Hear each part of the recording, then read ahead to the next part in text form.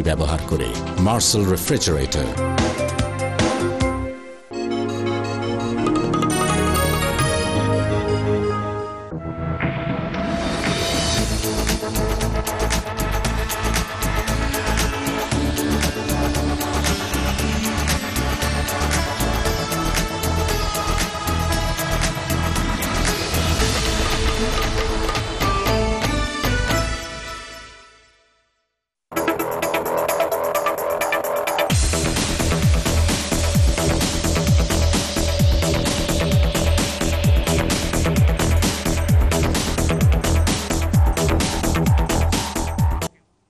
প্রিয় দর্শক, চ্যানেল 24 এর নিয়মিত আয়োজন ইসলামী ব্যাংক টুয়ার্ডস গ্রোথে আপনাদের স্বাগত।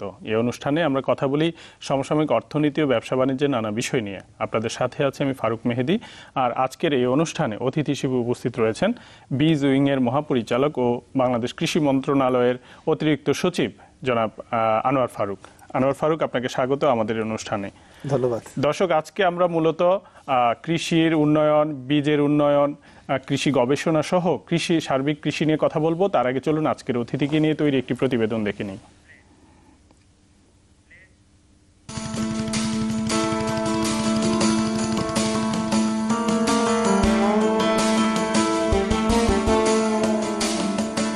কৃষি প্রধান বাংলাদেশ, সবুজ প্রান্তরে এমন ফসলের হাতছানি কেবল চোখ জুড়ানো নয়, এই কৃষি খাতের সাথে জড়িয়ে দেশের অন্তত 60% মানুষের জীবন জীবিকা। দেশের জিডিপিতে কৃষি খাতের অবদান 15 ভাগের বেশি। গত কয়েক দশকে বেড়েছে কৃষি পণ্যের উৎপাদনশীলতা, বেড়েছে খাদ্যে স্বয়ংসম্পূর্ণতা। এরই মধ্যে রফতানি ঝুড়িতেও যোগ হয়েছে চালের নাম। কৃষি উন্নয়ন এবং প্রশাসনিক ও নীতিগত সহায়তা দিতে কাজ করে যাচ্ছে সরকারের কৃষি মন্ত্রণালয়। টেকসই কৃষি উন্নয়নের পাশাপাশি দেশকে খাদ্য স্বয়ংসম্পূর্ণ করার লক্ষ্যে গঠিত এই মন্ত্রণালয়ের কাজ করছেন একাধিক কর্মকর্তা। তাদেরই একজন বীজ উইং এর মহাপরিচালক এবং মন্ত্রণালয়ের অতিরিক্ত সচিব আনোয়ার ফারুক।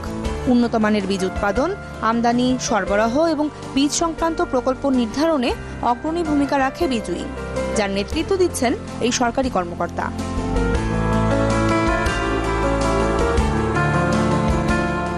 ঢাকা বিশ্ববিদ্যালয়ের ফিন্যান্স বিভাগ থেকে স্নাতক ও স্নাতকোত্তর শেষ করেন।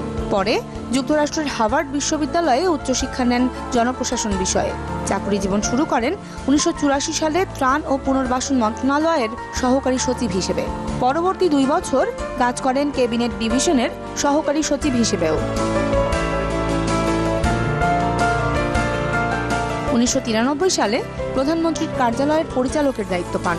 যুক্ত ছিলেন অর্থ মন্ত্রণালয়ের ব্যাংকিং বিভাগের জ্যেষ্ঠ সহকারী সচিব হিসেবেও। এছাড়াও অর্থ মন্ত্রণালয়ের জাতীয় সংসদীয় কমিটির চেয়ারম্যানের একান্ত সচিব ও ডেপুটি স্পিকারের একান্ত সচিব হিসেবেও দায়িত্ব পালন করেন আনোয়ার ফারুক। এরপরে 2005 সাল থেকে যুক্ত হন কৃষি মন্ত্রণালয়ের সাথে।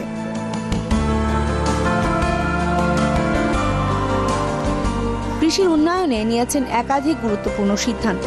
2011 সালে বাংলাদেশ যে বীজ রপ্তানি শুরু করে তার মূল নীতিগত সিদ্ধান্ত আসে আনোয়ার ফারুকের মাধ্যমে, যিনি বিশ্বাস করেন কৃষিতে আধুনিক প্রযুক্তি সংযোজন, কৃষকদের জন্য উন্নত বীজ সরবরাহ এবং প্রয়োজনীয় প্রশিক্ষণ ধারাবাহিকভাবে নিশ্চিত করা গেলে বাংলাদেশের জিডিপিতে বড় ভূমিকা রাখবে কৃষিখাত।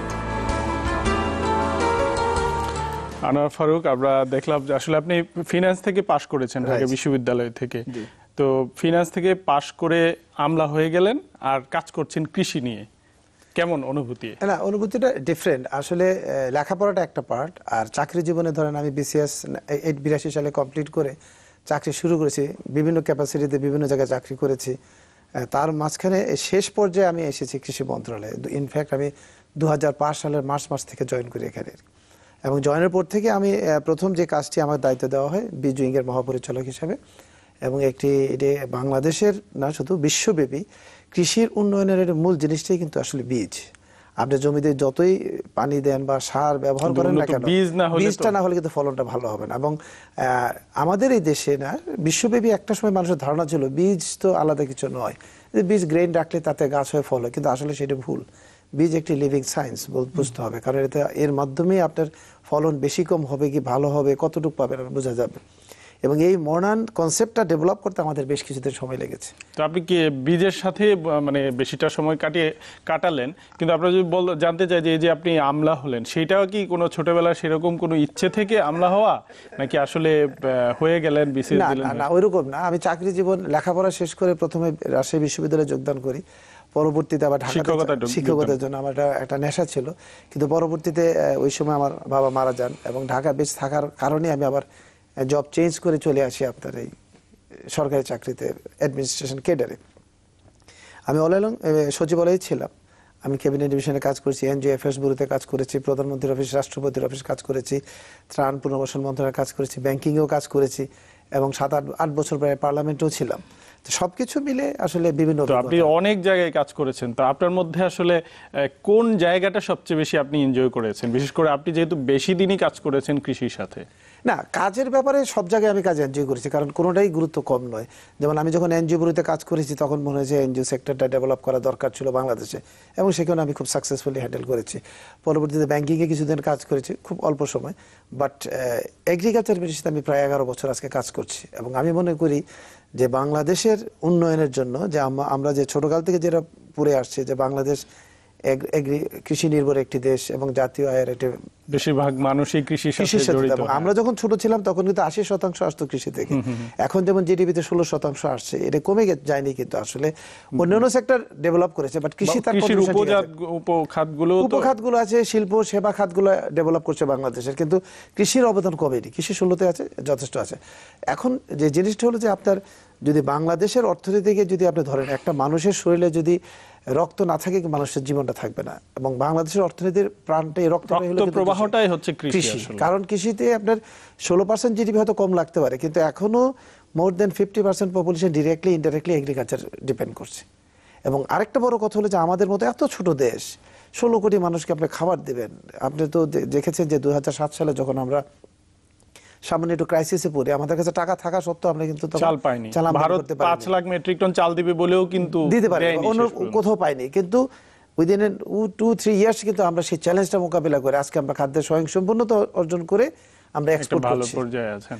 সো এটা কিন্তু একটা চ্যালেঞ্জ। ভালো ফলনের জন্য আসলে বীজের কোনো বিকল্প নেই, ভালো বীজের। তো আপনি তো বীজের সাথেই কাজ করছেন, বীজের নেতৃত্ব দিচ্ছেন বাংলাদেশে, উন্নত বীজ বা বীজের গবেষণা। বীজ খাতটা আসলে কোন অবস্থায় আছে? আমরা তো একসময় বীজ ঘরে রেখে বীজ রাখা হয়তো, এরপরে এটা মানে মৌসুম আসলে হয়তো, কিন্তু এখন তো অনেক পরিবর্তন হয়েছে। আপনার মূল্যায়নটা কি? আমার মূল্যায়ন যে বাংলাদেশ বীজ ব্যবস্থাপনায় এখন খুব একটা ভালো অবস্থানে আছে, এবং আমরা উত্তরোত্তর উন্নতি করছি। ভালো ব্যবস্থাপনা বলতে আমি বলবো যে সাউথ এশিয়ার মধ্যে বাংলাদেশের বীজ ব্যবহারের যদি আমি মাত্রাটা দেখি, কোয়ালিটি সিট আমরা হাইয়েস্ট পজিশনে আছি। কেন? মনে করেন যে আমাদের প্রধান ফসল ধান, ধানের মধ্যে আমাদের প্রায় 2 কোটি মেট্রিক টন ফলন আসে বোরো থেকে। বোরোতে আমাদের 1,10,000 থেকে 1,15,000 মেট্রিক টন বীজ প্রয়োজন হয়। তার প্রায় 80% বীজ হলো আমাদের ফর্মাল সিড, মানে কোয়ালিটি সিড আমরা যেটা বলে থাকি। কৃষকের বীজ আজকাল খুব কম ব্যবহার হয়। যেমন বিএডিসি একাই আমাদের পাবলিক সেক্টর প্রতিষ্ঠান প্রায় 60,000 টন বীজ সরবরাহ করে বোরোতে। হাইব্রিড ব্যবহৃত হয় প্রায় 10 থেকে 12,000 মেট্রিক টন। প্রাইভেট সেক্টরে দেয় 20,000 মেট্রিক টন। তাছাড়াও আমাদের কৃষি সম্প্রসারণ অধিদপ্তরের চাষি পর্যায়ে একটি বীজ প্রকল্প আছে, সেখানে যে কৃষকের মাঝে আমাদের ডেমো করি, সেখান থেকেও বীজ আসে। সো অলমোস্ট আমরা বলতে পারি যে বোরোর আমার 100% সিডই কিন্তু আমার ফর্মাল সিড। সো এটা কিন্তু এই সাউথ এশিয়া না, কোথাও পাওয়া যাবে না আজকে। তারপরে মনে করেন যে আমাদের সেকেন্ড ক্রপ যে আলুর একটি ভালো ফলন হয় আমাদের, এখন আমাদের সেকেন্ড লার্জেস্ট। আমরা পৃথিবীতে 7ম পজিশনে আছে আলু উৎপাদনে, প্রায় 80 থেকে 86 লক্ষ টন আলু, আমাদের 80 to 90 লক্ষ টন অন এভারেজ প্রোডাকশন হচ্ছে। সেখানেও আমাদের সিড সাপ্লাইটা অনেক স্মুথ।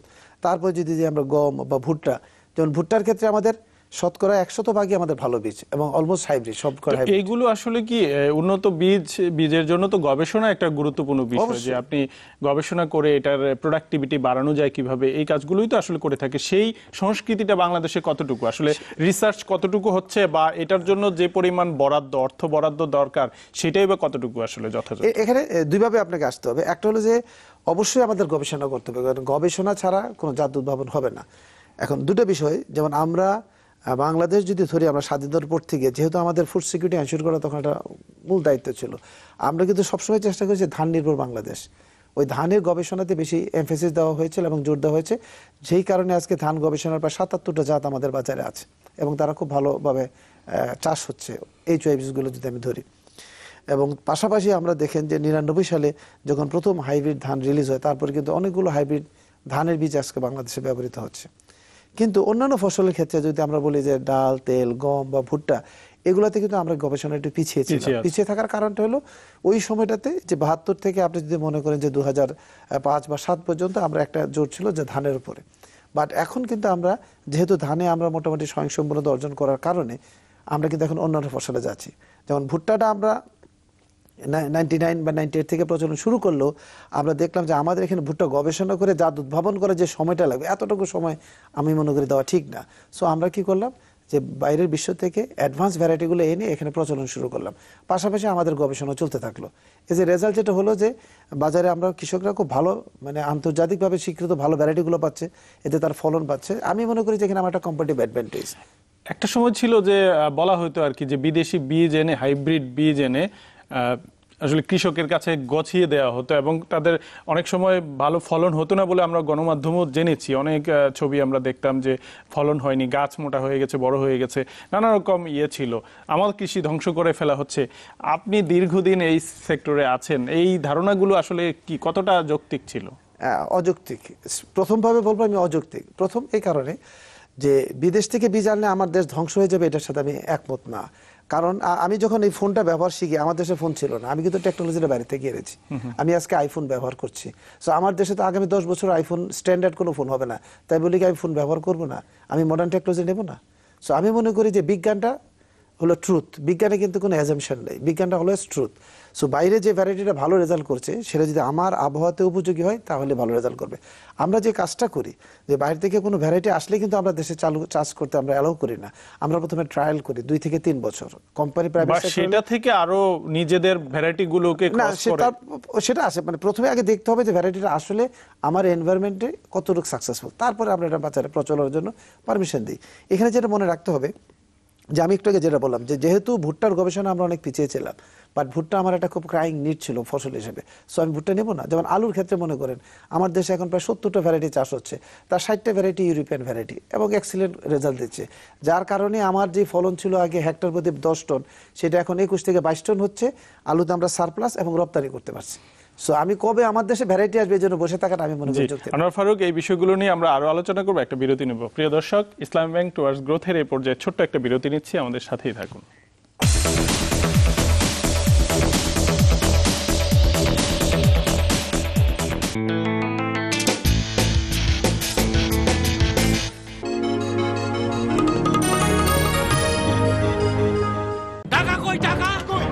টাকা পাঠাইলে কি সাথে সাথে পাওয়া যায়? ইসলামী ব্যাংক এম ক্যাশ দেশ বিদেশের যে কোনো জায়গা থেকে টাকা পাঠানোর সাথে সাথে গ্রহণ করা যায়। ব্যাংকের যে কোনো শাখা বা এম ক্যাশ এজেন্টের কাছে অ্যাকাউন্ট খুলবেন আর 24 ঘন্টায় নগদ লেনদেন করবেন। তার মানে টাকা এম ক্যাশে পাঠামু, এম ক্যাশেই লমু। ইসলামী ব্যাংক এম ক্যাশ, হাতে হাতে সাথে সাথে। এম ক্যাশ সেবা পেতে ডায়াল করুন *259# এই নম্বরে।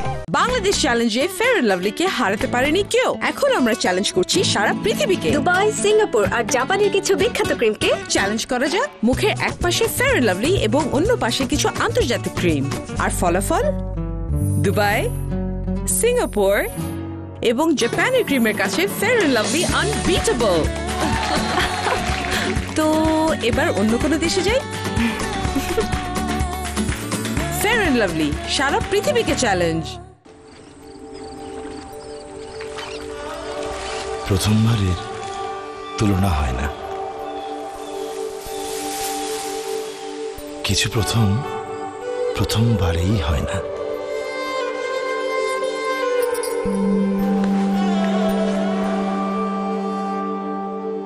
কিছু প্রথম কখনোই পুরনো হয় না। কিছু প্রথম ধরা যায় না, ছোঁয়া যায় না, বলে কই বোঝানোও যায় না।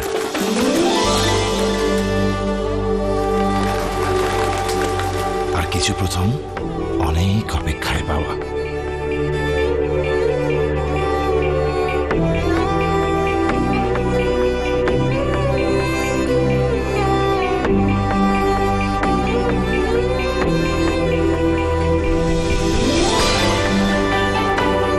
এমনই এক পাওয়া এই 16ই ডিসেম্বর ৪৪ বছর পর ছিটমহলবাসী হয়ে নয়, বাংলাদেশি পরিচয়ে প্রথম বিজয় দিবস। আসুন গ্রামীণ ফোনের আয়োজনে তাদের প্রথম বিজয় উল্লাস উদযাপন করি একসাথে। একসাথে বহুদূর যাবার এই তো সময়। চলো বাংলাদেশ, চলো বহুদূর। গ্রামীণ phone.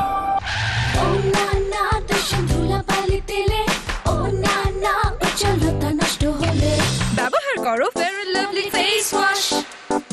Scrub scrub cleaner clean wash, clean up করো উইথ ভিটামিন। ক্লিন আপের উজ্জ্বলতা প্রতিদিন প্রতিক্ষণ। Fair and Lovely clean up face wash. প্রতিটি বিড়ি সিগারেট আপনার ক্ষতি করছে। বিড়ি সিগারেটের কারণে মস্তিষ্কে রক্ত জমাট বেঁধে পিণ্ড তৈরি হতে পারে, যার পরিণতি স্ট্রোক। কিছু স্ট্রোকে মানুষের মৃত্যু হয়, অন্ধত্ব বা পক্ষাঘাত হতে পারে। কোনো কোনো ক্ষেত্রে আপনি হয়তো জানবেনই না কি হতে পারে। এটি একজন ধূমপায়ীর মগজের পরিণতি। বয়স 38। তামাক অকাল মৃত্যুর কারণ। আজই তামাক ছাড়।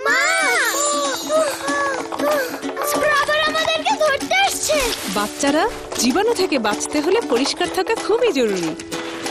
আর আমাদের সম্পূর্ণভাবে পরিষ্কার করার জন্য এলো নতুন ভিম নিম বার। এতে আছে 100 লেবু এবং নিমের শক্তি। লেবু নিমেষেই তেল চর্বি দূর করে, আর নিম আমাদের করে জীবাণুমুক্ত। নতুন ভিম নিম বার, জীবাণুদের নো চান্স। এখন 325 গ্রাম ভিম বারের সাথে একটি ট্রে ফ্রি। শীতকাল ত্বককে করে রুক্ষ। শীতের মধ্যে রুক্ষ ত্বক শুধু শুষ্কই নয়, ভেতর থেকে দুর্বল হয়ে পড়ে। পন্ডস বডি লোশন এখন ট্রিপল ভিটামিন সমৃদ্ধ। এটি ত্বকের ভেতর থেকে পুষ্টি যোগায়, দেয় 3 গুণ ময়েশ্চারাইজেশন। ত্বককে করে বাইরে থেকে কোমল। এই হলো পন্ডসের অঙ্গীকার। রূপচর্চায় অনুভব করুন ঐতিহ্য, আধুনিকতা আর আভিজাত্যের এক সম্পূর্ণ অনুভূতি। Sandalina sandal soap.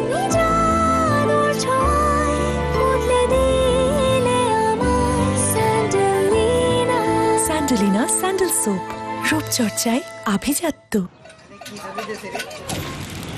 প্রতিটি বিড়ি সিগারেট আপনার ক্ষতি করছে। বিড়ি সিগারেটের কারণে মস্তিষ্কে রক্ত জমাট বেঁধে পিণ্ড তৈরি হতে পারে, যার পরিণতি স্ট্রোক। কিছু স্ট্রোকে মানুষের মৃত্যু হয়, অন্ধত্ব বা পক্ষাঘাত হতে পারে। কোনো কোনো ক্ষেত্রে আপনি হয়তো জানবেনই না কি হতে পারে। এটি একজন ধূমপায়ীর মগজের পরিণতি।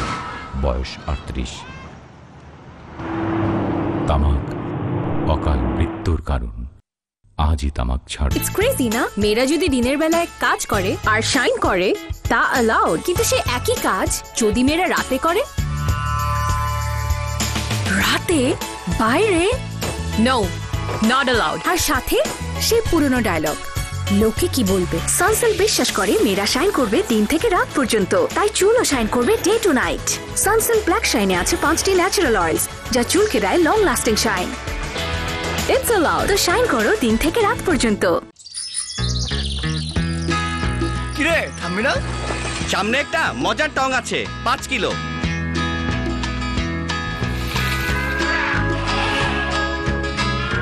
মামা, ডিম পাওয়াটা দাও সবাইকে।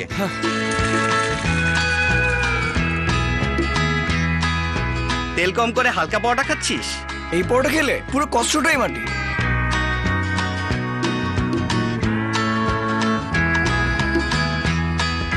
সবার জন্য মিল্ক। মামা, এবার দুধের ফ্যাট কমাবি কিভাবে? আমি হালকা দুধ খাবো। ফুল ক্রিম দুধে যেখানে 26% ফ্যাট থাকে, মার্কস ডায়েটে রয়েছে মাত্র 0.5%। দুধের সব পুষ্টিগুণ শুধুমাত্র ফ্যাট ছাড়া। মার্কস ডায়েট, হালকা হালকা লাইফ। শীতকাল 25% পর্যন্ত কোমলতা কেড়ে নিয়ে ত্বককে রুক্ষ করে দেয়, তাই যে কোনো আঁচড়েই হয়ে যায় দাগ। ভ্যাসলিন ডিপ রিস্টোর মাইক্রো ড্রপলেটের সাথে রুক্ষ ত্বককে ময়েশ্চারাইজ করার মাধ্যমে সুস্থ করে। আজই স্ক্র্যাচ টেস্ট করে দেখো। এই হলো ভ্যাসলিনের ত্বক সুস্থ করার শক্তি। প্রথমবারের তুলনা হয় না। কিছু প্রথমবারেই হয় না।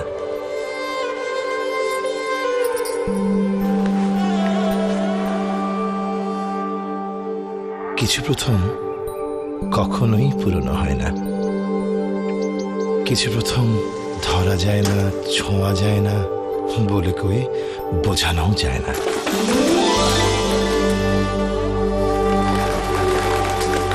আর কিছু প্রথম অনেক অপেক্ষায় পাওয়া।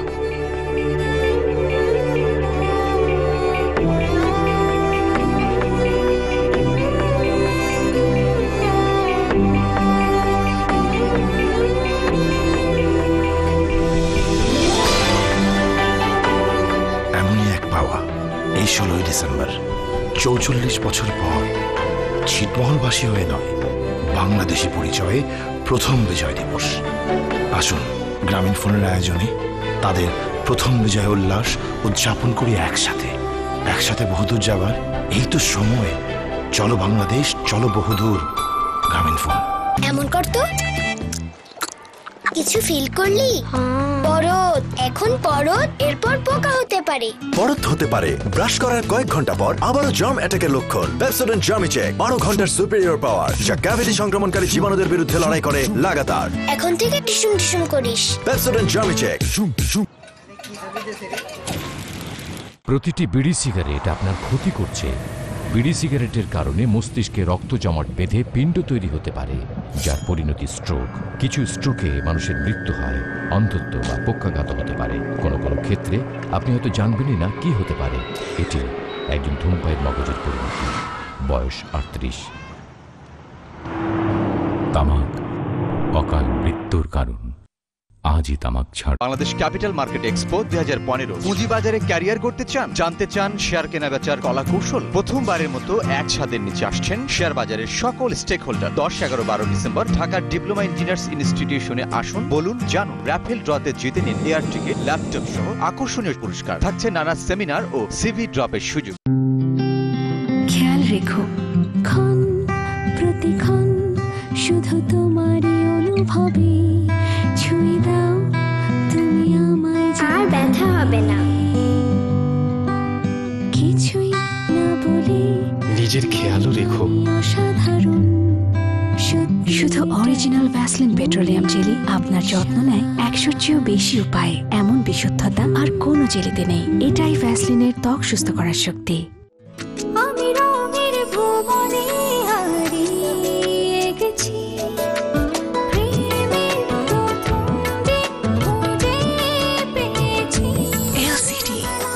LED 3D TV।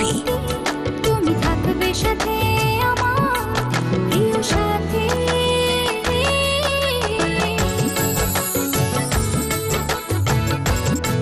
ক্রিস্টাল নিখুঁত ছবির নিশ্চয়তা। স্মাইল হোক আরো বিউটিফুল, স্টাইল হোক আরো বিউটিফুল, লিপস থাকুক অলওয়েজ চিয়ারফুল, ফ্রুটি চ্যাপস্টিক। এত বড় হোটেলে প্রথম বেতন পেয়েছি মা। Let's celebrate. কাপড় দেখেছো? মনে হয় প্রথমবার এসেছে। প্রথমবার এসেছি, কিন্তু শেষবার না। নতুন রিন, যা কাপড়কে করে তোলে নতুনের মতো সাদা। নতুন রিন, থাকুন উজ্জ্বল সব সময়।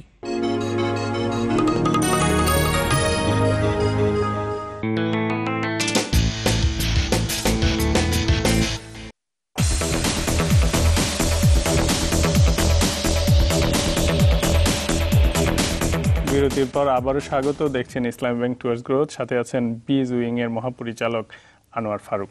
যারা ফারুক, আমরা কথা বলছিলাম এই যে কৃষিতে উন্নত বীজ গ্রহণ করা। আমাদের কৃষকরা এক ধরনের কনজারভেটিভ, মানে রক্ষণশীল ছিল, ঐতিহ্যগতভাবে কৃষির সাথে জড়িত ছিল। কোনো রকমের ধান বপন করতো, সেটা থেকে ফলন হয়তো খুবই কম, কিন্তু এখন তো অনেক বেশি ফলন হচ্ছে, যে কারণে আমরা আসলে অনেক এগিয়ে গেছি কৃষিতে। কিন্তু এই যে গ্রহণটা, অ্যাডাপ্টেশনটা কিভাবে গ্রহণ করলো, তাদের এই মাইন্ডসেটটা কিভাবে পরিবর্তন করলেন? প্রাথমিকভাবে আমরা যদি 70, 72 বা 80 দশক পর্যন্ত একরকম ছিল অ্যাটিটিউডটা। যখনই তারা ডেমনস্ট্রেশন দেখলো যে পাশের জমিতে এটা ভালো ফলন হচ্ছে, যখন আমরা HYB প্রচলন শুরু করলাম, তখন কিন্তু একটা নেগেটিভ কনসেপ্ট ছিল যে এই ইরির চাল খেলে চাল মোটা, পেট ব্যথা করবে বা অসুখ হবে, এরকম নানা ছিল। ইভেন আমরা যখন কেমিক্যাল ফার্টিলাইজার ব্যবহার এই দেশে শুরু হয়, তখনও কিন্তু এক ধরনের নেগেটিভ বক্তব্য ছিল একটা গ্রুপের। কিন্তু একটা সময় গিয়ে দেখা গেল যে কৃষকরা দেখতে থাকলো যে না, আমার পাশের জমিতে ভালো ফলন হচ্ছে, সো আমি কেন স্যাক্রিফাইস করব? যেখানে আমার জমিতে 6 মণ ধান হবে, পাশের জমিতে যদি 20 মণ হয়, তাহলে আমি একই খরচ করে একই কষ্ট করে কেন আমি স্যাক্রিফাইস করব? এইভাবে পরিবর্তনটা আসতে থাকে। পরবর্তীতে দেখেন সবজির ক্ষেত্রে যেটা হলো আর কি, আমরা মনে করি যে এখন আমি সারা বছর সব ধরনের সবজি পাচ্ছেন, এটা কিন্তু হাইব্রিডাইজেশনের কারণে সম্ভব হয়েছে। এবং এটাও কিন্তু ডেমনস্ট্রেশন করে আমরা কৃষক থেকে দেখানো হলো যে ফসল যদি আমি যত্ন করি তাহলে ভালো হবে। আপনি একটু আগে যে কথাটা বললেন যে বিভিন্ন সময় আমরা গণমাধ্যমে বিভিন্ন নিউজ দেখি যে ফলন কৃষক পাচ্ছে না বা কৃষক ক্ষতিগ্রস্ত হচ্ছে, এটা কিন্তু দুটো কারণ হতে পারে। একটা হলো যে অনেক সময় বীজ খারাপ থাকতে পারে, সেটা অবশ্যই একটা কারণ হতে পারে, বাট তার চেয়েও বেশি ইম্পর্টেন্ট হলো যে ব্যবস্থাপনাটা, মানে আমি ঠিকভাবে রাইট পরিচর্যাটা প্রপার করে কিনা।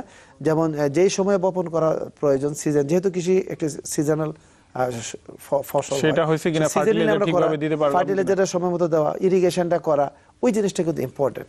এবং আমরা অনেক ক্ষেত্রে আমরা দেখেছি যে এই নিউজগুলোতে যে বেশিরভাগ ক্ষেত্রে দেখা গেল যে আপনার পরিচর্যার অভাবে কিন্তু আমরা অনেক ফলন মার খাই। এবং এই জন্য আমাদের যে এক্সটেনশনের যে প্রোগ্রামগুলো, যে একটি নতুন টেকনোলজি উদ্ভাবিত হওয়ার পর আগে ডেমনস্ট্রেশন করে কৃষকদের মাঠ দিবস করে দেখানো হয় এবং কৃষকদের প্রশিক্ষণ দেওয়া হয়। আমাদের যে এটিআই গুলো আছে, এটিআই গুলোতে কিন্তু আমরা কৃষকদেরকে নিয়মিত প্রশিক্ষণ দিচ্ছি এই নতুন ভ্যারাইটিগুলোর সাথে পরিচিত করার জন্য। এখন আইসিটিরও সংযোজন হয়েছে কৃষকের সাথে, কানেক্টিভিটি এইটা কতটুকু কাজ করছে? অনেক বেড়ে গেছে। আমরা যে এআইসিসি সেন্টারগুলো করেছি এখন ইউনিয়ন লেভেলে, সেখানে কৃষকরা নিয়মিত যাচ্ছেন। আপনি বাদ দেন সরকারি উদ্যোগগুলো, এখন কিন্তু প্রাইভেট সেক্টর এবং মিডিয়া, আমরা মনে করি যে বাংলাদেশের যে মিডিয়াগুলো যে এগ্রিকালচার নিয়ে নিউজ করে, ইটস ভেরি ইম্পর্টেন্ট এবং এটা অনেক পজিটিভ। এই একটা কৃষক কিন্তু যখন দেখে চোখে যে একটা নিউজ দেখে কিন্তু সে উৎসাহিত হয়ে সে তখন খোঁজখবর নেয়। এখন বাজারে একটা যখন নেগেটিভ নিউজ আসবে, দেখবেন যে উইদিন এ মিনিট এটা কিন্তু সারা বাংলাদেশে ছড়িয়ে যায় থ্রু মোবাইল ওর ফেসবুক, আপনি বলেন, অথবা আমার মিডিয়ার মাধ্যমে আসতেছে। এতগুলো চ্যানেল দেশে চলছে এবং প্রত্যেকটা চ্যানেল কিন্তু নিউজগুলো কভার করছে। কৃষি জমি কিন্তু কমছে, আমাদের ইনফ্রাস্ট্রাকচার হচ্ছে, আমাদের ইন্ডাস্ট্রিয়ালাইজেশন হচ্ছে, ব্যাপকভাবে গ্রো করছে, অর্থনীতির অন্যান্য যে খাতগুলো আছে, কিন্তু কৃষি উৎপাদন বাড়ছে, বাম্পার ফলনে আছে বাংলাদেশ। এটার কারণ ওই একটাই, আমি বললাম যে ভালো ব্যবস্থাপনা। আপনি একটা জিনিস দেখেন যে বর্তমান সরকার 2009 সালে ক্ষমতায় আসার পরে যে আমরা যেটা বলি যে কৃষি বান্ধব সরকার, প্রথম যে ক্যাবিনেট মিটিং হয় সেখানে যে এজেন্ডাটা ছিল যে সারের দাম কমাতে হবে। কারণ এই সরকার সঠিকভাবে বুঝতে পারলেন যে যদি ইনপুট সরবরাহটা ডেভেলপ করা না যায়, ভালো ব্যবস্থাপনা না করা যায়, তাহলে উৎপাদন বাড়বে না। সো প্রথম ক্যাবিনেট মিটিংয়ের প্রথম সিদ্ধান্তই ছিল ফার্টিলাইজার প্রাইসটাকে কমিয়ে সহনীয় পর্যায়ে আসা। সেকেন্ড স্টেপটা হলো যে ফার্টিলাইজার ম্যানেজমেন্টটাকে ডেভেলপ করা। আপনি দেখেন গত 9 বছরে কিন্তু দেশে একটা ইনসিডেন্ট পাবেন না গণমাধ্যমে আসছে যে কোথাও সার পাওয়া যায়নি বা একটা সময় ছিল যে সার নিয়ে অনেক কারাকারি ছিল, অ্যাভেলেবল ছিল না। এটা কিন্তু সার ক্রাইসিস ছিল বলবো না, আমি বললাম যে পুয়ার ম্যানেজমেন্ট ছিল। বাট এই সরকারের আমলে ব্যবস্থাপনা অনেক উন্নত ছিল বলে কোনো ক্রাইসিস নেই, নাম্বার 1। নাম্বার 2 আসেন যে আমরা তখন দেখলাম যে সিড একটা ইম্পর্টেন্ট ইনপুট হিসেবে সিডের সাপ্লাইটা বাড়াতে হবে। আমাদের পাবলিক সেক্টর প্রতিষ্ঠান বিএডিসি যেমন বীজ সরবরাহ বাড়িয়েছে, পাশাপাশি আমরা প্রাইভেট সেক্টরকে ইন্ট্রোডিউস করলাম যে তোমরাও আসো বীজ ব্যবসায়, এবং একটি এনভায়রনমেন্ট আমরা ক্রিয়েট করতে চাই বাংলাদেশে যাতে প্রাইভেট সেক্টর ব্যবসা করতে পারে। এবং এতে করে দেখা গেল যে এখন প্রাইভেট সেক্টর যদি আপনি দেখেন যে সবজি বীজের কম্পিটিটিভ অবস্থানে আছে এবং সবজি বীজের 99% কিন্তু প্রাইভেট সেক্টর ডমিনেট করছে। আমাদের কোনো আপত্তি নেই, আমরা হ্যাপি যে কৃষকরা ভালো বীজ পাচ্ছে, ভালো ফলন হচ্ছে। হাইব্রিড ধানের ক্ষেত্রে একটা সময় ছিল প্রায় 100% প্রাইভেট সেক্টর ছিল, এখন বিএডিসি কিছু করছে। So it's a joint effort. কোনো সন্দেহ নাই কৃষিতে আসলে ব্যাপক উন্নতি হয়েছে, কিন্তু তারপরও আমরা কিন্তু কৃষিতে এখনো ওই যে বীজ লাগানো থেকে শুরু করে কাটা, মারাই বা অন্যান্য জিনিসগুলো এখনো ট্রেডিশনালি আছে, সেইগুলো কিভাবে আসলে আপনি কিন্তু ভালো একটা প্রশ্ন তুলেছেন যে আমরা যে ট্রেডিশনাল এগ্রিকালচার ছিলাম তখন নাঙ্গল দিয়ে চাষ করা হতো, হাতে ধান কাটা হতো, চেঞ্জ হয়েছে আরো কিছু। বাট এখন যে অবস্থাটা আছে, আমরা কিন্তু ফ্রম ট্রেডিশন থেকে আমরা এখন কমার্শিয়ালাইজেশন দিকে যাচ্ছি। আর কমার্শিয়ালাইজেশনের পূর্ব শর্ত হলো যে আপনার মেকানাইজেশন প্রয়োজন, এটা কিন্তু একটা ফার্স্ট ক্রাইটেরিয়া, সেটা আমরা অনেক পিছিয়ে আছি। আবার যদি দেখেন যে বাংলাদেশ কিন্তু সাউথ এশিয়ার মধ্যে 1 নম্বর দেশ যে জমি প্রস্তুত করে, ল্যান্ড প্রিপারেশনে আমরা 100% এখন মেকানাইজ, অলমোস্ট 100% পাওয়ার টিলার, এত পপুলার বাংলাদেশে। এখন কিন্তু নাঙ্গল দিয়ে কোথাও জমি চাষ হয় এটা আপনি দেখবেন না, আগে ছিল এখন সব নাই, অলমোস্ট পাওয়া যাবে না। বাংলাদেশ এই সাউথ এশিয়ার মধ্যে হাইয়েস্ট এই নাম্বারে। সেকেন্ড যে ইস্যুটা এখন আমরা চাচ্ছি যে ট্রান্সপ্লান্টার দেওয়া যাতে দ্রুত বপন করা যায়। এবং আমাদের হাওরে যে প্রবলেমটা হয় যে হঠাৎ ফ্লাশ ফ্লাড হয়, সো ধান কাটার বিষয়টা আমরা ট্রাই করেছিলাম যে কম্বাইন্ড হারভেস্টার দিয়ে, কিন্তু আমাদের ল্যান্ড সাইজগুলো ছোট হওয়ার কারণে কম্বাইন্ড হারভেস্টার পপুলার হচ্ছে না। আমরা এখন ছোট ছোট রিপার মেশিন দিচ্ছি। আপনি জানেন যে এই সরকার আসার পর একটি প্রকল্প অলরেডি বাস্তবায়িত হয়েছে, এখন দ্বিতীয় ফেজে প্রকল্পটি আছে যে মেকানাইজেশনের জন্য আমরা কৃষকদের সরাসরি আমরা 30% টাকা দিই, যদি উনি 1000 টাকা একটি মেশিন কিনেন, যন্ত্র কিনেন, সরকার 300 টাকা দিবে, 700 টাকা কৃষককে পে করতে হবে। সেটা পাচ্ছে কিনা কৃষক অনেক সময় পায় না, এরকম না, এটা হয়তো আমাদের লিমিটেশন আছে, বাট আমরা যাচ্ছি। শুধু এটাই নয়, এখন এর দ্বিতীয় পর্যায়ে আছে, এবং এছাড়াও কৃষি মন্ত্রণালয়ের যতগুলো প্রকল্প এখন নেওয়া হচ্ছে সবকটাতেই এই মেকানাইজেশনটাকে ট্যাগ করা হচ্ছে।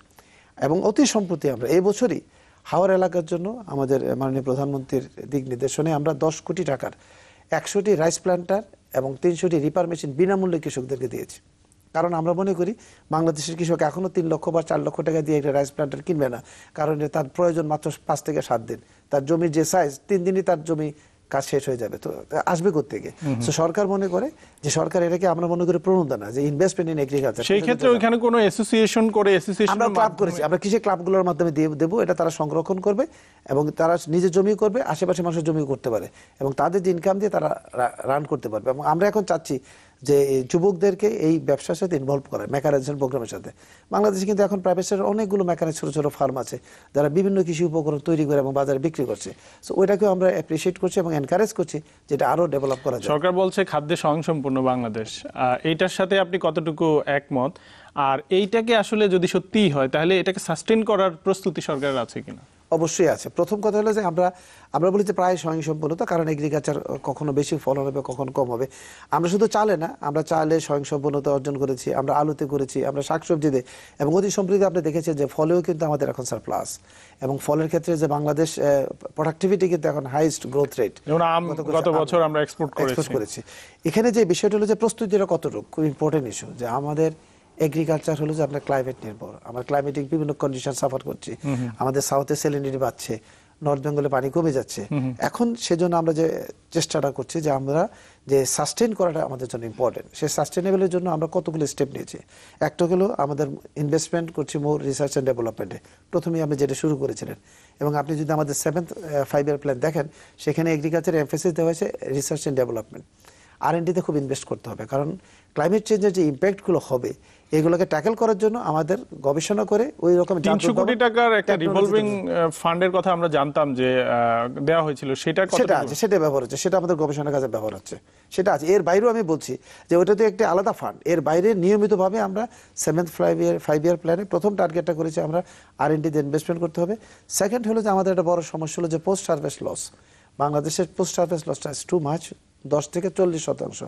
আমের সিজনে দেখবেন যে অনেক আম নষ্ট হয় বা টমেটো সবজি নষ্ট হয়। এইটার জন্য আসলে কি ব্যবস্থা আছে? এটার জন্য আমরা এটা তো আমরা পরের সিজনের জন্য রেখে দিতে পারি, যখন স্কেয়ার্স থাকে। এটা আমরা আসছি, এটার জন্য আমরা এখন পোস্ট হারভেস্ট থেকে আরম্ভ করে ভ্যালু চেইন ডেভেলপমেন্টের জন্য বাংলাদেশের টপ প্রায়োরিটি দিচ্ছি। আমরা যে 2013 সালে যে কৃষি নীতি রিভাইজ করেছি, সেখানে দিক নির্দেশনা দেওয়া হয়েছে প্রাইভেট সেক্টরকে ইনভেস্টমেন্ট করার জন্য এই ভ্যালু চেইন ডেভেলপমেন্ট। কারণ আপনি প্রোডাকশনটা আজকে আপনি বলবেন যে কৃষক আমরা পাচ্ছি না কেন, আমরা খাদ্যের স্বয়ংসম্পূর্ণতা যদি মেনটেন করতে হয় তাহলে আমার কৃষককে একটা বেটার প্রাইস দিতে হবে, যেটা আপনি বলেননি। আসলে কিন্তু আমাদের বড় সমস্যা হলো যে আমরা কৃষকরা একটা ভালো মূল্য দিতে পারছি না। মূল্য দিতে না পারার একটাই কারণ যে 10 বছর আগে এই প্রাইস কেন পাচ্ছে না, এটা নিয়ে আমরা ডিটেইলস আলোচনা করব। আরেকটা বিরতি নেব। প্রিয় দর্শক, ইসলামী ব্যাংক টুয়ার্ডস গ্রোথের এই পর্যায়ে আরেকটা বিরতি নিচ্ছি, আমাদের সাথেই থাকুন।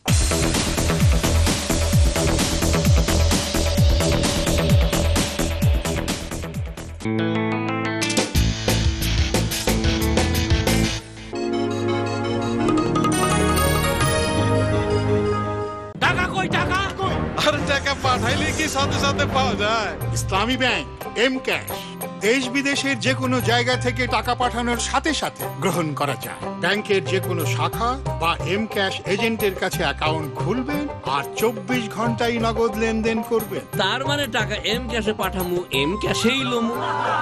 ইসলামী ব্যাংক এম ক্যাশ, হাতে হাতে সাথে সাথে। এম ক্যাশ সেবা পেতে ডায়াল করুন *259# এই নম্বরে। নতুন Parachute extra care hair oil. এটি মেথি, আমলকি, অ্যালোভেরা ও নারকেল তেলের মিশ্রণে বিশেষভাবে তৈরি, দেয় এক্সট্রা পুষ্টি, চুল পড়া কমায় লক্ষণীয়ভাবে 45 দিনেই।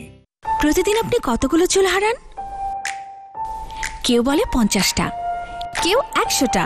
অনলাইনে খুঁজলে পাওয়া যায় 150 পর্যন্ত। এখন সময় এসেছে চুল পড়ার এই হিসেব রাখা বন্ধ করার। ডাভ অন্যদের থেকে আলাদা। নিউট্রিলক অ্যাক্টিভ সমৃদ্ধ ডাভ ড্যামেজড চুলের গোড়া থেকে পুষ্টি যোগায় আর চুলকে রাখে আগা পর্যন্ত মজবুত। ডাভ চুল পড়া কমায় আর চুলকে দেখায় আরো ঘন। আর নয় চুল পড়ার হিসেব রাখা। Dove hair fall rescue.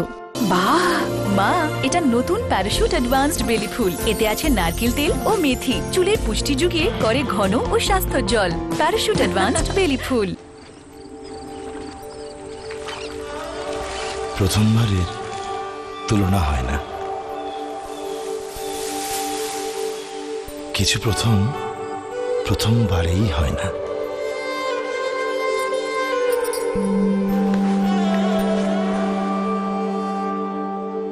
কিছু প্রথম কখনোই পুরনো হয় না। কিছু প্রথম ধরা যায় না, ছোঁয়া যায় না, বলে কয়ে বোঝানোও যায় না।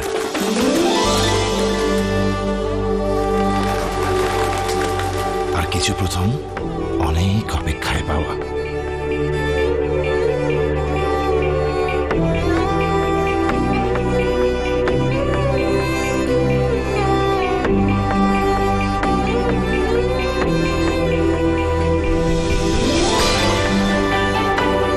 এমনই এক পাওয়া এই 16ই ডিসেম্বর, 44 বছর পর ছিটমহলবাসী হয়ে নয়, বাংলাদেশি পরিচয়ে প্রথম বিজয় দিবস।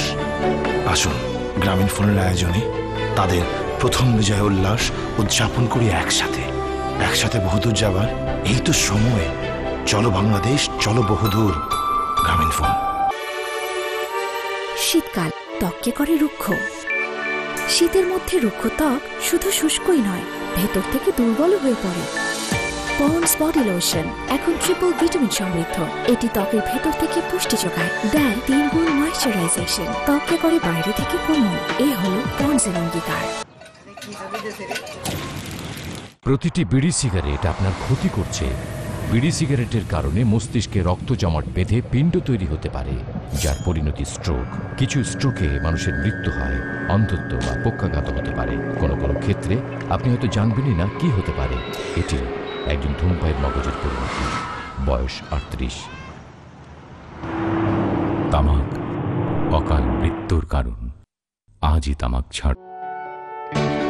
শীতকাল 25% পর্যন্ত কোমলতা কেড়ে নিয়ে ত্বককে রুক্ষ করে দেয়, তাই যে কোনো আঁচড়েই হয়ে যায় দাগ। ভ্যাসলিন ডিপ রিস্টোর মাইক্রো ড্রপলেটের সাথে রুক্ষ ত্বককে ময়েশ্চারাইজ করার মাধ্যমে সুস্থ করে।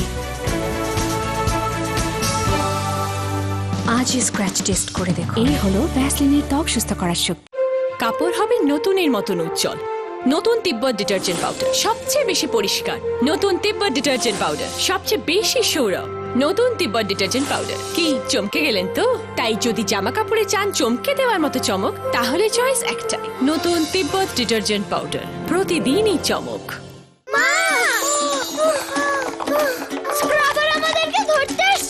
বাচ্চারা, জীবাণু থেকে বাঁচতে হলে পরিষ্কার থাকা খুবই জরুরি। আর আমাদের সম্পূর্ণভাবে পরিষ্কার করার জন্য এলো নতুন ভিম নিম বার। এতে আছে 100 লেবু এবং নিমের শক্তি। লেবু নিমেষেই তেল চর্বি দূর করে, আর নিম আমাদের করে জীবাণুমুক্ত। নতুন ভিম নিম বার, জীবাণুদের নো চান্স। এখন 325 গ্রাম ভিম বারের সাথে একটি ট্রে ফ্রি।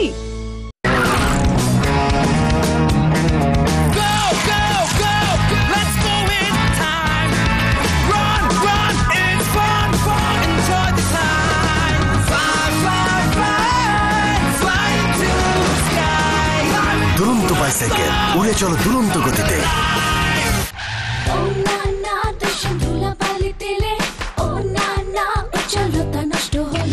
ব্যবহার করো Fair and Lovely face wash. Scrub scrub, cleaner clean wash. Clean up করো উইথ ভিটামিন। ক্লিন আপের উজ্জ্বলতা প্রতিদিন প্রতিক্ষণ। Fair and Lovely clean up face wash. Smile হোক আরো বিউটিফুল, স্টাইল হোক আরো বিউটিফুল, লিপস থাকুক অলওয়েজ চিয়ারফুল, ফ্রুটি চ্যাপস্টিক। কিরে থামবি না? সামনে একটা মজার টং আছে, 5 কিলো।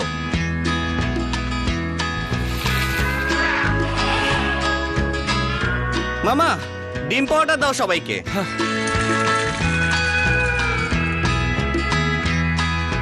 তেল কম করে হালকা পাউডার খাচ্ছিস? এই পাউডার খেলে পুরো কষ্টটাই মাটি।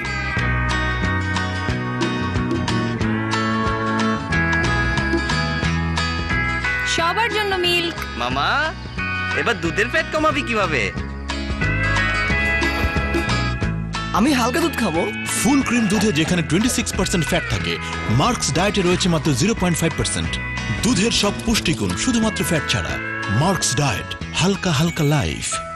বাংলাদেশ চ্যালেঞ্জে ফেয়ার অ্যান্ড লাভলিকে হারাতে পারেনি কেউ। এখন আমরা চ্যালেঞ্জ করছি সারা পৃথিবীকে। দুবাই, সিঙ্গাপুর আর জাপানের কিছু বিখ্যাত ক্রিমকে চ্যালেঞ্জ করা যাক মুখের এক পাশে ফেয়ার অ্যান্ড লাভলি এবং অন্য পাশে কিছু আন্তর্জাতিক ক্রিম।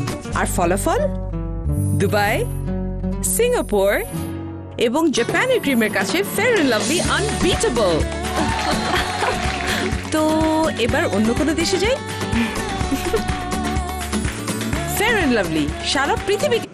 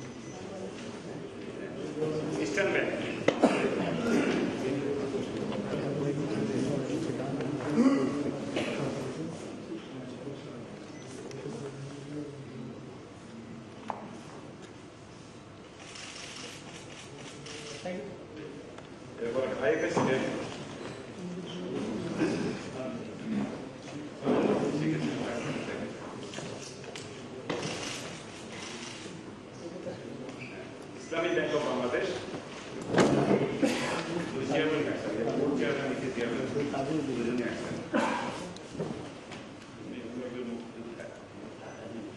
উনি উত্তম দিতে পারে নাই, 2 টাকা নিয়ে আসছে বলছে।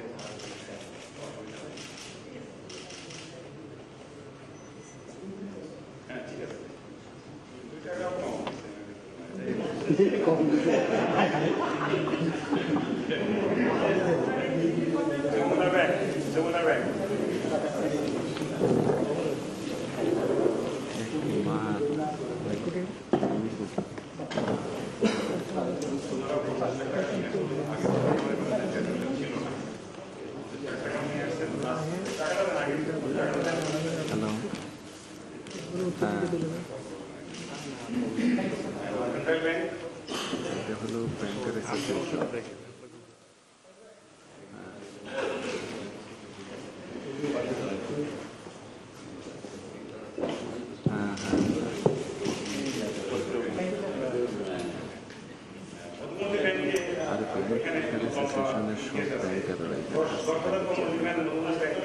পক্ষ থেকে, তারপর সাবিন ব্যাংকের ডাইরেক্টর উনি 5,000 দিবেন। লাভিক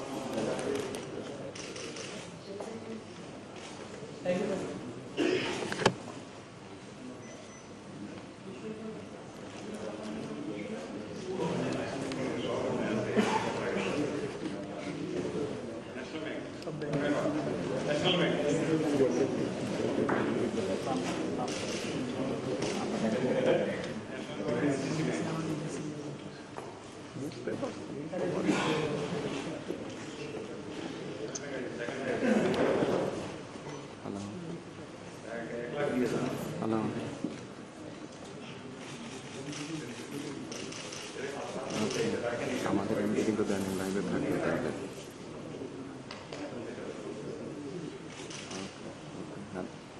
না দেয়নি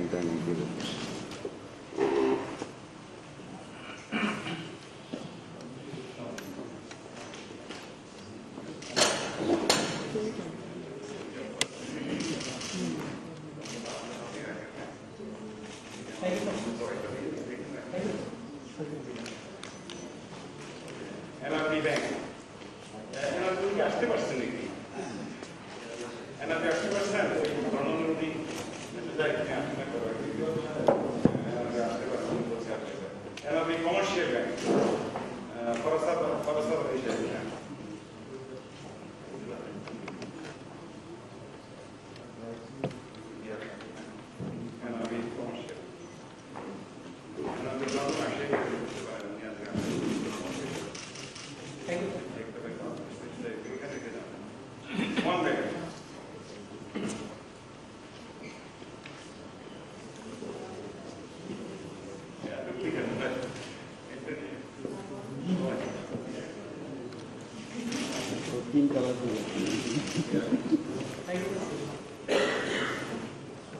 তারপরে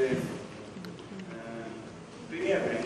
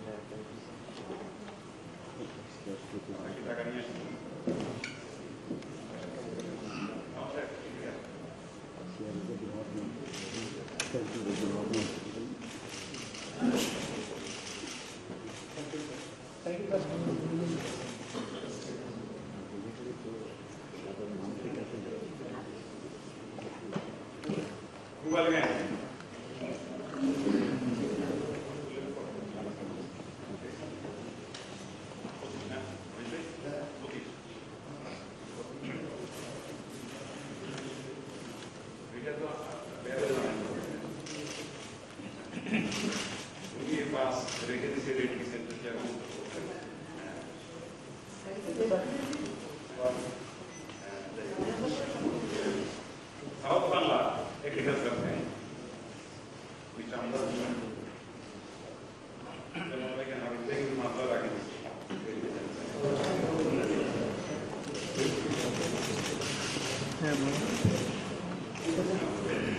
তারপরে শাহজালাল ইসলামী ব্যাংক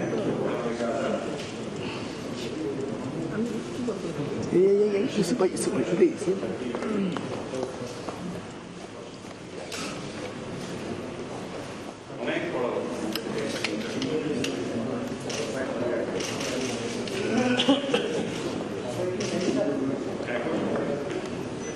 সোশ্যাল ইসলামী ব্যাংক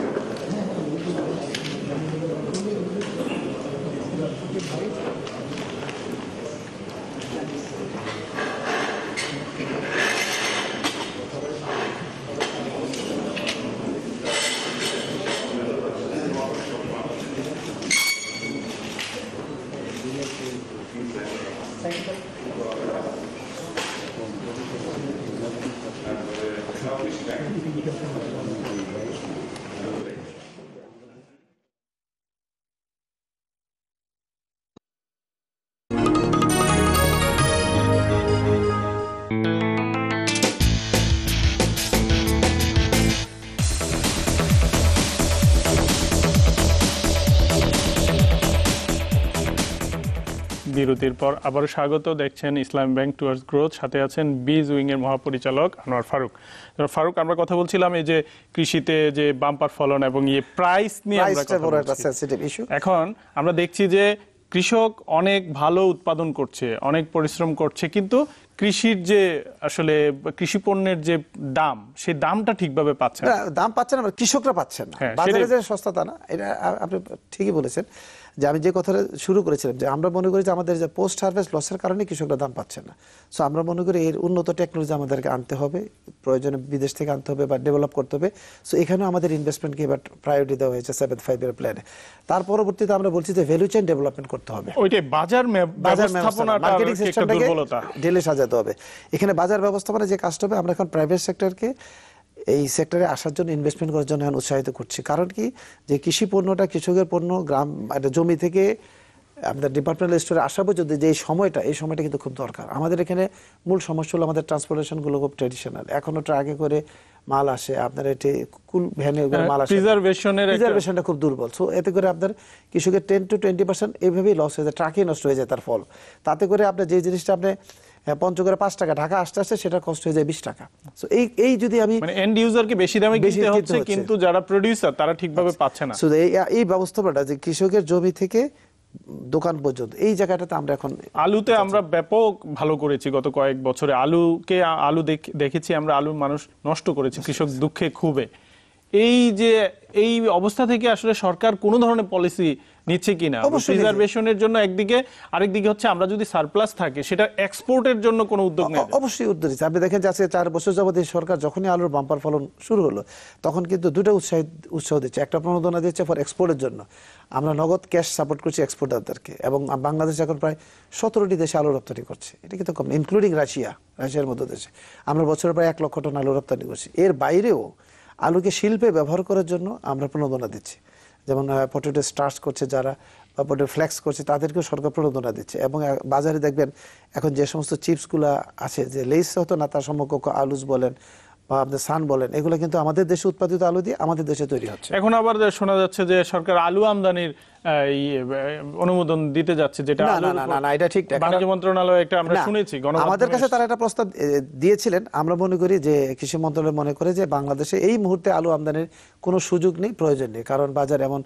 অসহনীয় পর্যায়ে নেই, অন্যান্য শীতকালীন সবজি অ্যাভেলেবেল, প্লাস নতুন আলু অলরেডি নামতে শুরু করেছে এবং আগামী 7 থেকে 10 দিনে নতুন আলু বাজারে ভরে যাবে। আমরা আরো অন্য যে মশলা জাতীয় যে পণ্য, সেটাতেও আমরা আসলে ভালো অবস্থা তৈরি করতে পারিনি। বিশ্বে কিন্তু মশলার যে চাহিদা রপ্তানির সেই সুযোগটা কিন্তু আছে। বিশেষ করে আমি লন্ডনের কথা বলতে পারি। লন্ডনে বাংলাদেশি মালিকানাধীন যে রেস্টুরেন্টগুলো আছে তাদেরকে আমি যতটুকু মানে কাজ করেছি ওদের উপর, যতটুকু জেনেছি যে প্রায় 2 বিলিয়ন পাউন্ডের ওরা স্পাইস ইম্পোর্ট করে। সেটা বাংলাদেশে একটা বড় অংশ কন্ট্রিবিউট করতে পারে কিনা? না, এটা পারবে না। এই কারণে যে একটু আগে আপনি যেটা বললেন যে আমার মাত্র 8 মিলিয়ন হেক্টর ল্যান্ড, 16 কোটি মানুষ, সো আমি এই জমিতে কত রকম ফলন করতে পারবো। আমরা এখন যেটা বলতেছি যে আমি প্রথমে আমার যেহেতু খাদ্যের স্বয়ংসম্পূর্ণ হয়েছে, দেন আলু, দেন ভুট্টা, তারপরে গম একটা আমাদের ডেফিসিট, যেহেতু আমাদের কুল পিরিয়ডটা কমে গেছে, শীতটা কমে যাওয়ার কারণে। এখন আমরা যেটা মনে করি যে আমরা এখন গবেষণা করছি যে শর্ট ডিউরেশন ভ্যারাইটি ডেভেলপ করতে হবে এবং বেশি ফলন। তাতে করে যে লাভটা হবে যে আমরা এখন ধানটাকে শিফট করার চেষ্টা করছি উত্তরবঙ্গ থেকে নর্থ বেঙ্গল থেকে সাউথ বেঙ্গলের দিকে, যেখানে সারফেস ইরিগেশন করা সম্ভব। কারণ নর্থ বেঙ্গলে সবটাই হয় আপনার irrigated agriculture from underground water, সেটা একটা আমাদের পরিবেশের জন্য সহায়ক নয়। আমরা বোরো ধানটাকে যদি শিফট করতে পারি পর্যায়ক্রমে, তাহলে নর্থ বেঙ্গলের যে জমি আছে সেইগুলোতে আমরা মশলা, স্পাইসেস এবং অয়েল সিডের জন্য যাব, কারণ এটা বাংলাদেশে একটা ডেফিসিট। আপনি ঠিকই বলেছেন, 16 লক্ষ টন আমাদের তেল আমদানি করতে, 16 লক্ষ টন তেল আমদানি করতে। এখন একটা বিষয় হলো যে আমার যা জমি আছে তাতে আপনি সব ফলন করা যাবে না, কিছু কিছু ফসল হয়তো আমাদেরকে আমদানি করতেই হবে। তারপর আমরা মনে করি যে তার মধ্যে আমাদের যেমন পেঁয়াজ, রসুন, আদা, এগুলো আমাদের সম্ভব, এবং ইতিমধ্যে কিন্তু এদের ইম্পোর্ট অনেক কমে গেছে। আপনি দেখেন যে রসুন এখন 0 টিলিজে আমরা যে চাষ করছি তাদের রসুনের ফলন বেড়েছে, পেঁয়াজের ফলন কিন্তু বাংলাদেশ গত কয়েক বছরে পেঁয়াজটা একটা বড় ক্রাইসিস বেড়েছে, এখন কিন্তু গ্যাপটা কমে গেছে এবং আগামী কয়েকদিন আরো কমে যাবে, কারণ এখন ভালো ভালো ভ্যারাইটিগুলো যাচ্ছে, চাষ পদ্ধতি, নতুন প্রযুক্তি যাচ্ছে, এবং যেহেতু কৃষকরা বেটার প্রাইস পাচ্ছে তারা এখন উৎসাহ হচ্ছে পেঁয়াজ করার জন্য। তা আমরা মনে করি যে মশলে 100% কখনো আমরা স্বয়ংসম্পূর্ণ হতে পারবো না, বাট আমরা একটা সহনীয় পর্যায়ে যেতে পারবো, আরো 4 থেকে 5 বছর সময় লাগবে। বাংলাদেশ আসলে জলবায়ু পরিবর্তনের ঝুঁকিতে আছে বড়ভাবে, তো এই ঝুঁকি মোকাবেলা জলবায়ু সহিষ্ণু বীজ আবিষ্কারে কতটুকু প্রস্তুতি আছে বাংলাদেশে? প্রস্তুতি অলরেডি আমরা এই নিয়ে কাজ করছি, যে ইতিমধ্যে আমাদের ধানের প্রায় 11টি জাত আবিষ্কার হয়েছে, যেটা সল্ট টলারেন্ট, লবণাক্ত সহিষ্ণু জমিতে চাষ করা যাবে, বোরো এবং আমনে আমরা করেছি। আমাদের সাবভার্জেন্ট টলারেন্স 3টি জাত করেছি আমরা, বিরিধান 51, 52 এবং বিনা 13, 14, যেগুলো আপনার 2 থেকে 3 সপ্তাহ পর্যন্ত সার্ভাইভ করতে পারে। তারপরে আপনার খরা সহিষ্ণু 2টি জাত ইতিমধ্যে আমাদের এসেছে। গমের ক্ষেত্রে যদি দেখেন আমাদের অলরেডি 3টি জাত এসেছে, তারা হিট টলারেন্ট, যে কারণে আমাদের গমের ফলন যেটা 6 লক্ষ টন থেকে বেড়ে এখন 13 লক্ষ টনে উঠেছে। তো আমরা মনে করি যে এগুলো হলো যে একদম বেসিক স্টেজে আমরা কাজ করেছি।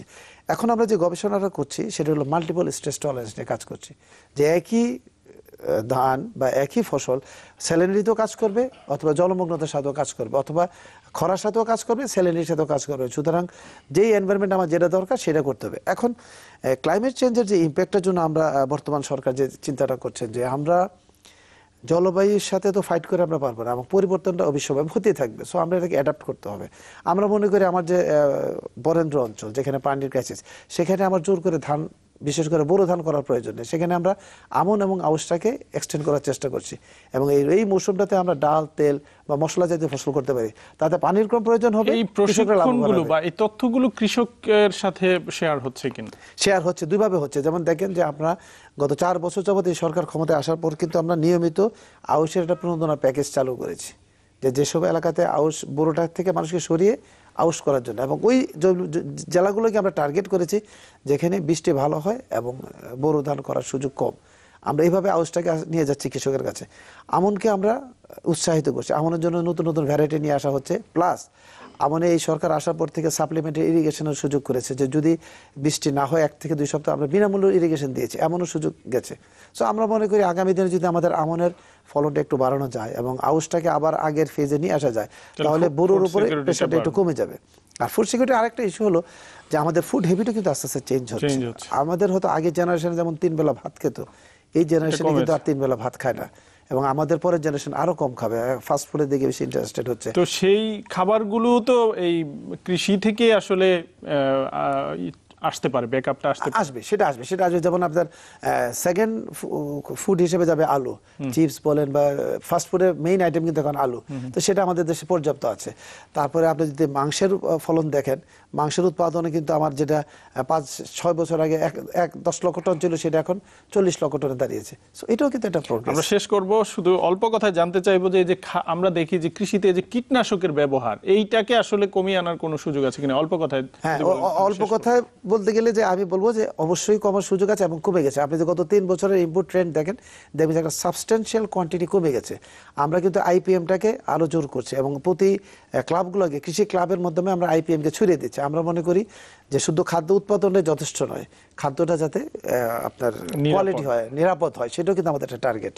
জনাব আনোয়ার ফারুক, আপনাকে অসংখ্য ধন্যবাদ আমাদের স্টুডিওতে আসার জন্য। প্রিয় দর্শক, শেষ করব ইসলামী ব্যাংক টুয়ার্ডস গ্রোথ। দেখা হবে আগামী পর্বে, হয়তো অন্য কোনো অতিথির সাথে। সে পর্যন্ত ভালো থাকুন, সুস্থ থাকুন।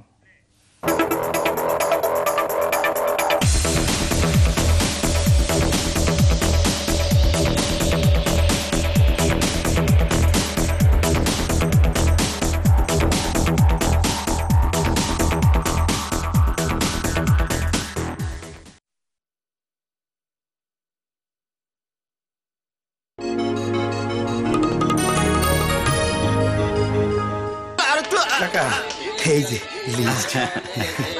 দই আবার বোরহানিও? জি। একটা বাদ। বাবা। হ্যাঁ বাবা, এই তুই রংটা একটু গোলা তো। এই লিস্টটা দেখ তো।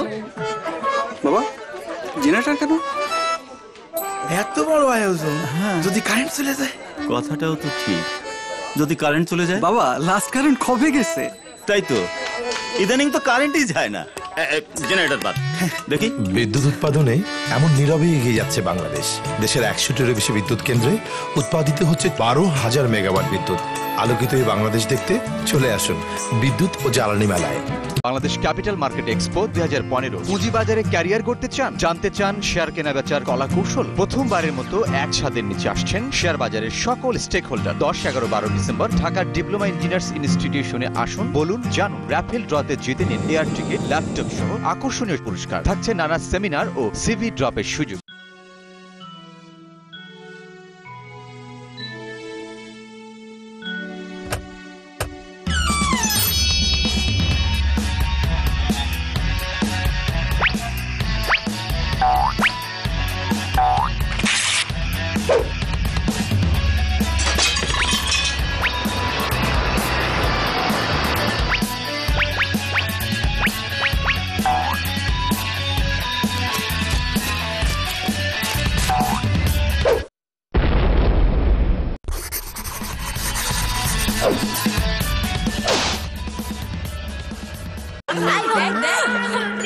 যখনই চাইবেন তখনই পাইবেন।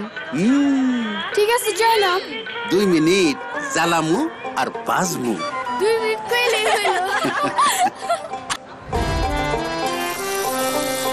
এই না, কখন ছিল ধরলেন, কখন ভাজলেন? আরে গ্যাস এসে পড়ছে না। এই এলাকায় গ্যাস? ও এখন তো সব জায়গাতেই সিলিন্ডার গ্যাস চলে আসছে। এমন নীরবেই এগিয়ে যাচ্ছে বাংলাদেশ। দেশের প্রায় সর্বত্রই পৌঁছে গিয়েছে সিলিন্ডার গ্যাস। মূল্যবান প্রাকৃতিক গ্যাস অপচয় না করে সিলিন্ডার গ্যাস ব্যবহার করুন। আলোকিত এই বাংলাদেশ দেখতে চলে আসুন বিদ্যুৎ ও জ্বালানি মেলায়।